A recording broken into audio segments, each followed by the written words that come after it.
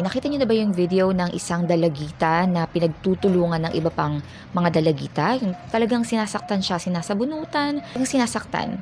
As a parent, it's a terrible experience. It's a terrible feeling for a parent like me to see someone else's child being physically hurt and maybe verbally hurt by other kids.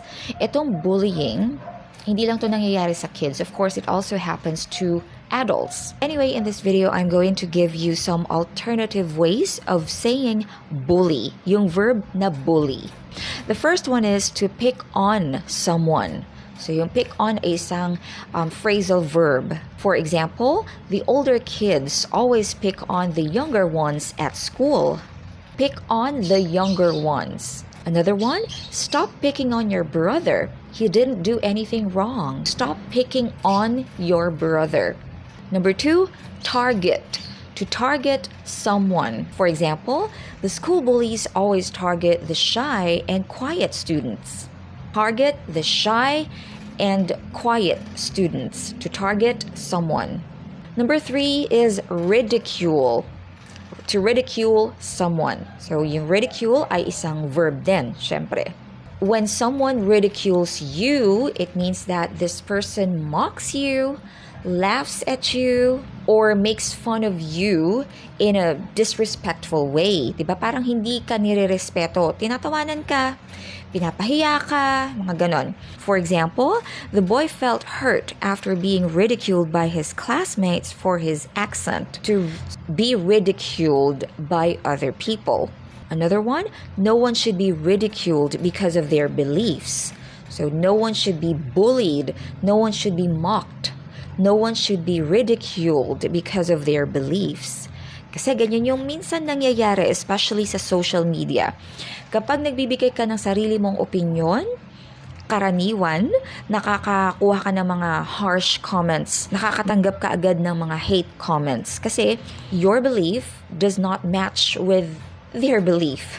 Number four is make fun of someone. So to make fun of other people, they laugh at you, they embarrass you. Kasi they don't respect you. They feel like you're inferior to them. For example, the kids made fun of her new haircut, which made her feel embarrassed. To make fun of someone or something. Okay, to make fun of your hair. If someone makes fun of your hair, diba, it can embarrass you.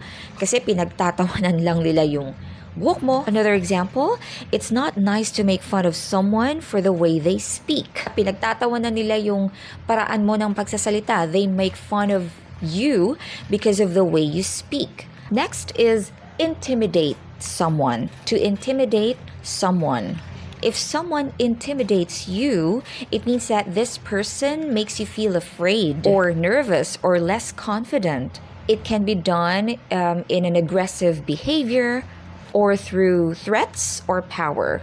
To intimidate. Parang tatakutin ka. Yan. For example, the bully tried to intimidate the younger kids at school. Another example, some people use wealth or status to intimidate others. Tanggapin na natin, yan ang realidad ng buhay.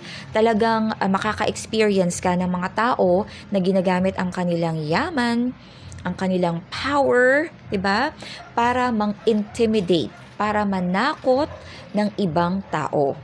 The last one is to push around someone. Okay? Push around. Yan ay isang phrasal verb ulit. For example, don't let your boss push you around. Stand up for yourself. Diba? Huwag mo nga hayaan na yung boss mo, i-intimidate ka, i-push you around.